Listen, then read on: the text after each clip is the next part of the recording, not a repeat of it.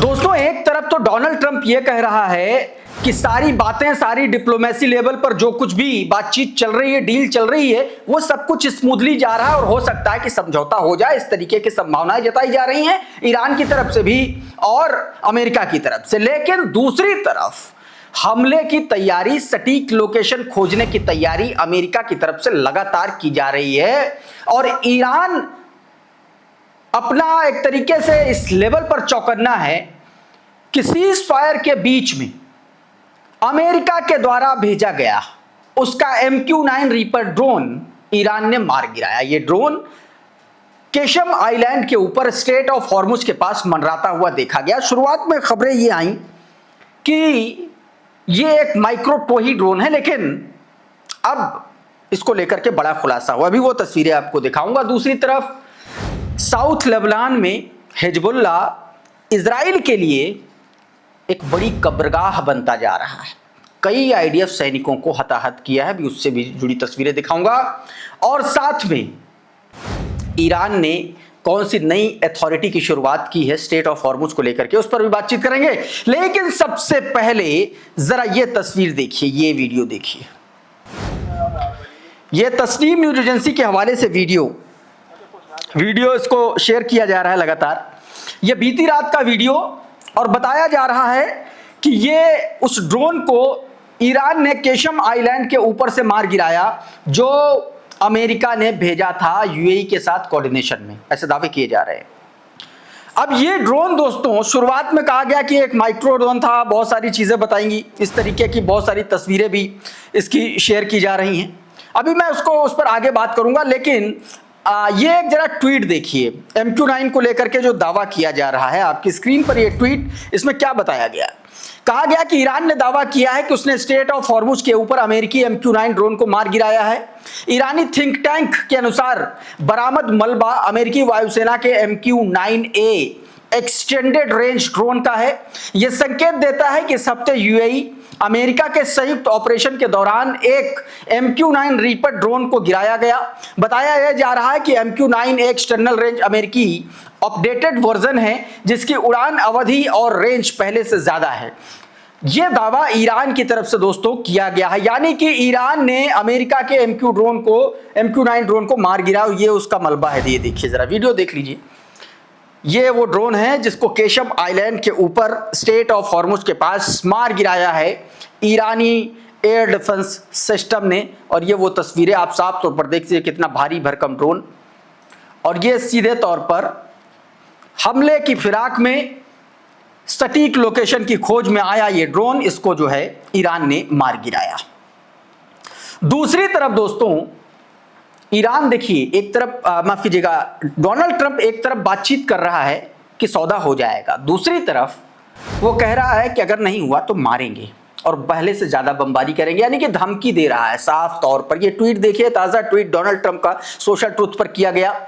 बताया कि assuming Iran agrees to give the what has been agreed to, which is perhaps a big assumption, the already legendary epic fury will be at an end and the highly effective blockade will allow the Hormuz Strait to be open to all, including Iran.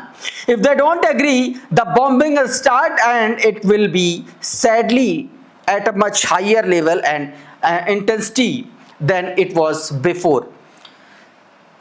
इसमें यह कह रहा है कि मान लीजिए कि Iran वो देने के लिए राजी हो जाता है जिस पर सहमति बनी है। क्या देने के लिए? मांग तो ये इनरिच यूरेनियम रहा है ना, और ईरान मना कर चुका है कि हम यूरेनियम नहीं देंगे, ये हमारी संप्रभुता से जुड़ा हुआ मामला, ये तो दे ही नहीं सकते। अब ये क्या कह रहा? ये गफलत फैला रहा है कि ईरान उसके लिए राजी हो गया। क्या कह रहा है? कह रहा है कि मान लीजिए कि ईरान वो देने के लिए राजी हो जाता है, ज़ूम कर रहा है, ख्याली पुलाव पका रहा है, सहमति बनी है, कह रहा है इस पर सहमति भी बन गई, ये भी कह रहा है, जो शायद एक बड़ा अंदाजा है, तो पहले से ही मशहूर एपिक फ्यूरी खत्म हो जाएगा। जो एपिक फ्यूरी का ऑपरेशन था, हमले वाला जंग का, वो जंग खत्म हो जाएगी और बहुत असरदार ब्लॉकेड से हॉर्मुज स्ट्रेट ईरान समेत सभी के लिए खुल जाएगा। और फिर कह रहा है कि अगर वो राजी नहीं होते हैं तो बमबारी शुरू हो जाएगी और ये बमबारी पहले से कहीं ज्यादा घातक और तेज होगी। धमका रहा है। दूसरी तरफ ईरान ने एक बड़ा गेम कर दिया। ईरान ने Persian gulf state authority PGSA एक नया एक तरीके से अथॉरिटी ही बना दी है स्टेट ऑफ हॉर्मुज को लेकर के।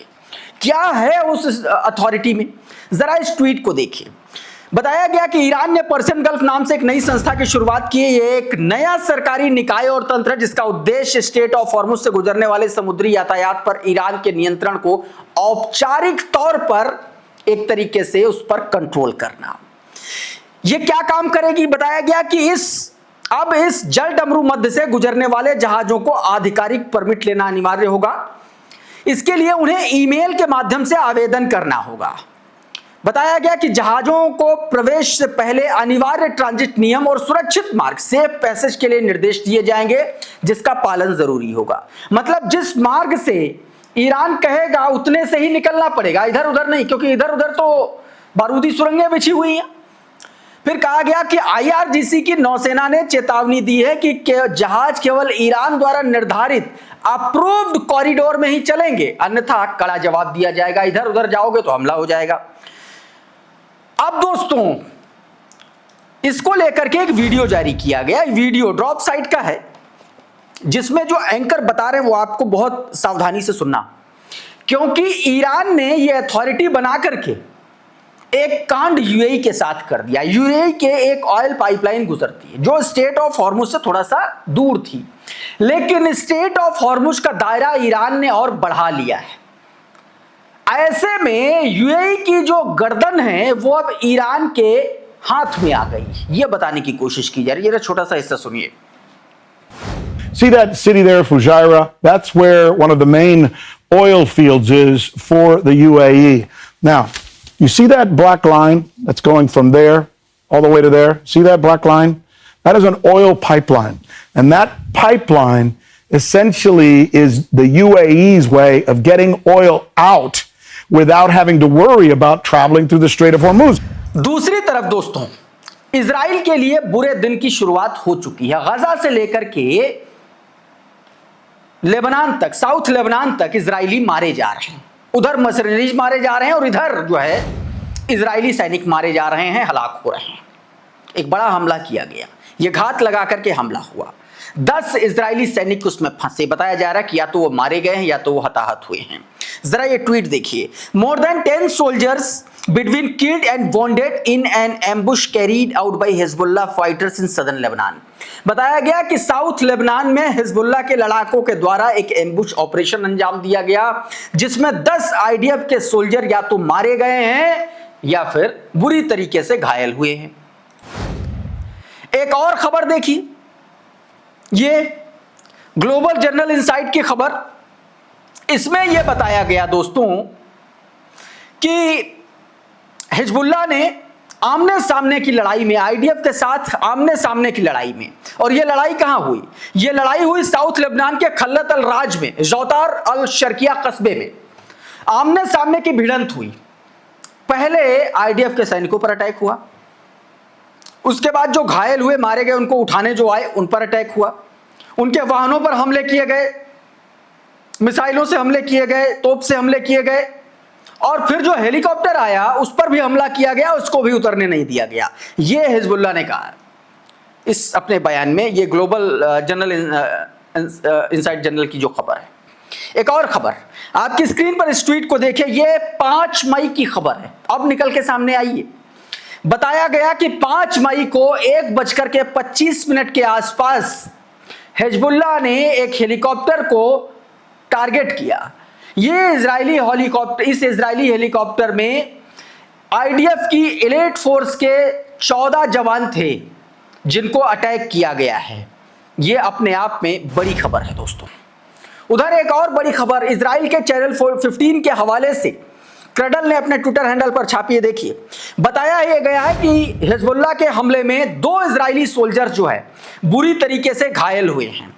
According to the reports from Israeli channel 15, 2 Israeli soldiers were wounded after the pair of the Hezbollah kamikaze drone detonated in close proximity to their position.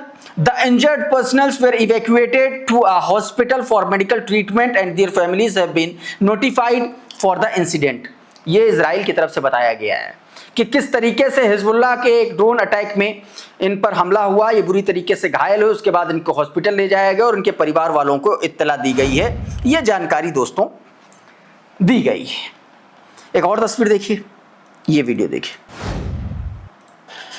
ये बड़ा अटैक आईडीएफ ने south Lebanon में ये अपने drone के जरिए, FPV drone के जरिए एक मरकावा टैंक को निशाना बनाया गया है। उससे जुड़ी तस्वीर है, आप साफ तौर पर देख सकते हैं। एधान एवेंस नाम का एक ट्विटर हैंडल है, उसने ये तस्वीरें, ये वीडियो जो है जारी किया है दोस्तों। तो साथियों, अभी के इस वीडियो में बहरहाल इतना ही। बहुत बहुत शुक्रिया, बहुत बहुत धन्यवाद। आप जुड़े रहिए आपके अपने चैनल द लाइव टीवी के साथ। नमस्कार। द लाइव टीवी, सच सबसे आगे।